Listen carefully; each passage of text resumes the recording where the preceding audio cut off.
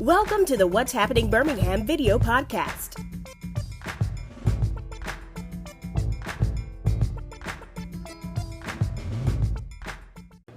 Hello everyone, this is Jarvis Escott with What's Happening Birmingham. Today I am back with my favorite congressperson, Congresswoman Terri Sewell for the 7th Congressional District of Alabama. Absolutely. Congresswoman Sewell, how you doing today? It's doing great. I'm doing great. And congratulations on all the growth that What's Happening Birmingham has gotten. It's a true tribute to you. Oh, well, thank you for your support. And also, I want to say the Biden-Harris administration support for small businesses during these last 4 years. Yes.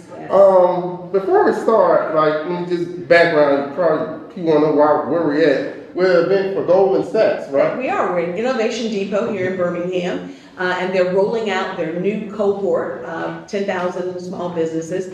They've actually invested in Alabama, and so the 30 small businesses in Alabama are part of this new cohort. And so it was an honor today to be able to promote small businesses and investment in small businesses. I think that all of us know that small businesses are the lifeline of the American economy. Over 50% of the jobs come from small business in America. And so the opportunity to be able to help, especially underserved communities, so women-owned businesses and minority-owned businesses that face great challenges. I mean, I think all entrepreneurs know that access to capital is probably the #1 issue for most. And so for Goldman Sachs, this world financial powerhouse, to be able to put a $100 million commitment to growing at least 10,000 small businesses, and they've done that over the 15 years. I think they've been able to help 16,000 businesses, 100 of which are in Alabama. Okay, well, I wanted to I'm so glad I was able to get you to sit down for an interview that kind of discuss a few topics. Sure. One of the things I always say about you is that when you come to town, I have a nickname or a hashtag. And I ain't told you the hashtag. Big Check Terri. Oh, I like that. When you come in town, a big check. I like that. Big check. So I want to just recap, because the big check, what Big Check Terri has done, I would say over the last 2 or 3 years, or even 4 years, just bringing, I don't like to call it bringing home the bacon. I like bringing home the appropriation funds that your district needs. Yes. Well, the Biden-Harris administration has given us invested transformational money in infrastructure, in clean energy, in lowering the cost of prescription drugs. I mean, $35 for insulin for our seniors. And so it's given me an opportunity to be able to bring home bacon to our district. And I think about Birmingham, we had $50 million for our housing, for public housing, and most recently we've invested $38 million in crime and crime prevention and violence. And then, of course, because we now can invest in community projects, this is something that just started 2.5 years ago, but we've been able to bring home over $60 million to Alabama 7th Congressional District. And that includes projects, a $500,000 project for a new library that will be in Dallas County is a big thing, as well as big checks like the ones that have come to Birmingham, $3 million or more for redevelopment of North Birmingham, and we've been able to actually change the landscape when you think about historic preservation of civil rights sites. Bethel recently in Collegeville received $1.5 million from the National Park Service. I think my job is, and I've always believed this, is to make things better for my constituents. That's bringing more funding, better opportunities for the wonderful people of Alabama 7th Congressional District.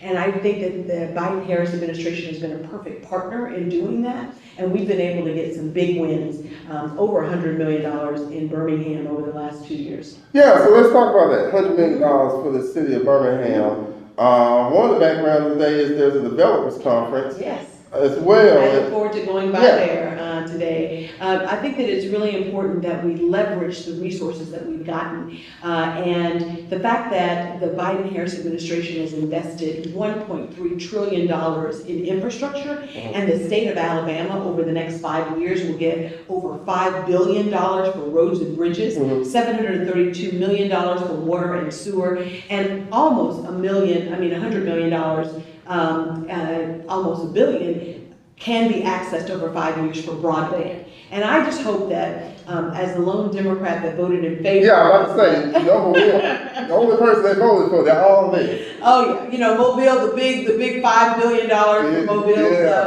they owe that to Terri Sewell, House Democrats, and the Biden-Harris administration. Mobile can thank me later. Actually, they can thank me by electing Shamari Figures to be their next member of Congress. Oh yeah, that's going to be unprecedented. Yeah, first time. And he won't be the only one there. I won't be the only one there. It's been high time for us to have another Democrat in Washington.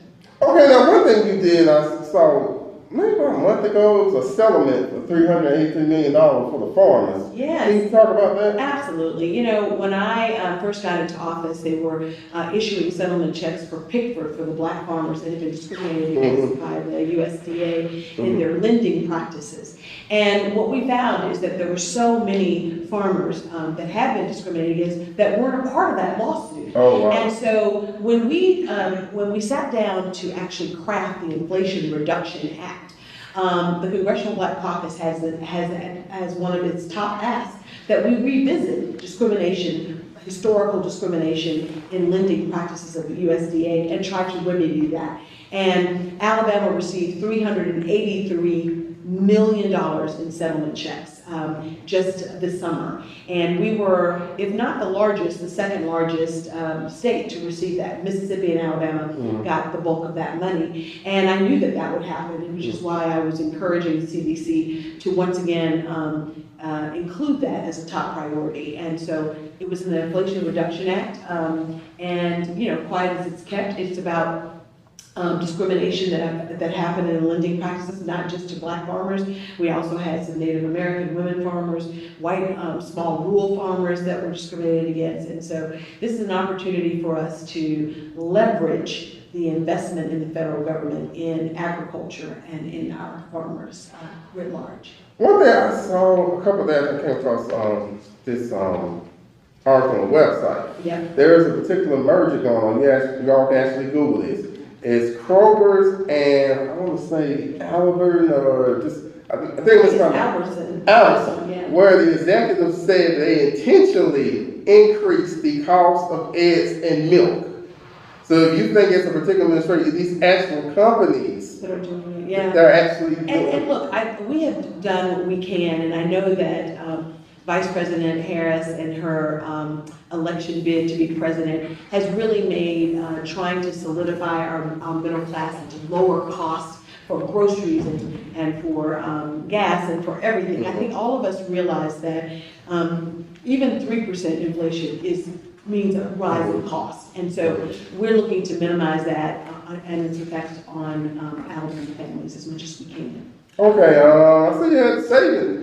Visit you all. Yeah, well, I'm actually hosting, I'm the chair of the Congressional Black Caucus Foundation. We put on the annual legislative conference that everybody calls CBC Week, and that's next week. And as a part of that, I have 2 sessions. My first session will be on NIL, to really talk about the changing landscape of college football. Who knows that better than those of us in the SEC? And to be able to have Coach Nick Saban on the stage, along with the SWAC commissioner, Charles McClellan, they're going to have a conversation about this changing landscape, the future of college sports, and to have both the commissioner as well as a former football coach on the stage. And they're going to talk to us specifically about what Congress needs to do in leveling the playing field. Because right now, it's the Wild Wild West with the transfer portal, with all these opportunities that states have come in and tried to fill in where the NCAA has not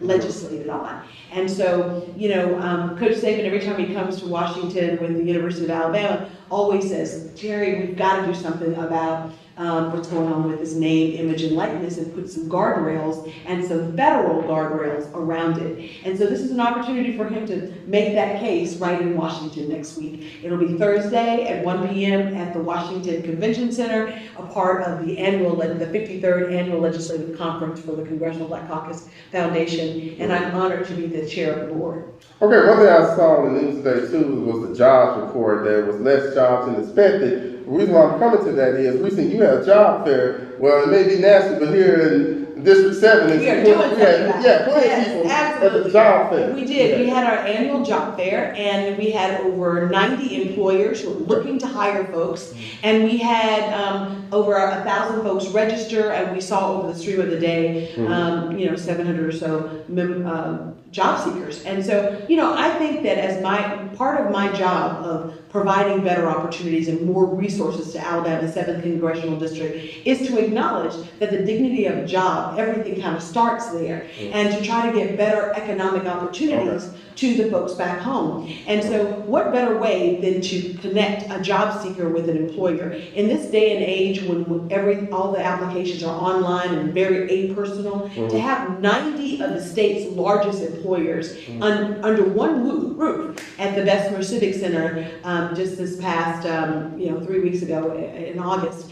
We do this every year. We move it around because we want to meet our constituents where they live and work, and that means moving it around. So we've had it in Montgomery, we've had it in Livingston, we've had it in Selma, we've had it in Bessemer, we've obviously had it in Birmingham, and we will continue to do this because I think no better service can your member of Congress give than to give an opportunity for job seekers to be matched up with employers. And to do that in a personal way, to do that where people are, is something that we've committed ourselves to. And there's no greater feeling for me than to go to a Walmart or a Target and one of my constituents tell me about the jobs that they got from the job fair. So I'm, hopeful that we'll continue this trend. Okay, one final thing, you was at the DNC convention and you did the roll call. I did. I was the chair of the Alabama delegation to the DNC, and I don't know if you watched it on television, but Jarvis, the energy was infectious. Okay. And I'm really excited about Vice President Kamala Harris' bid to be the President of the United States. I'm supporting that as a surrogate.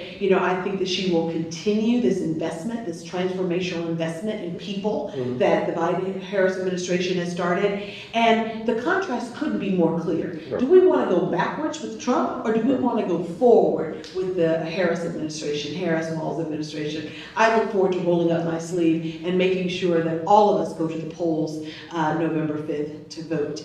I'm not telling people how to vote, although I'm voting for Kamala Harris and Tim Walz. Okay, well, thank you, Congresswoman Sewell, for coming on today.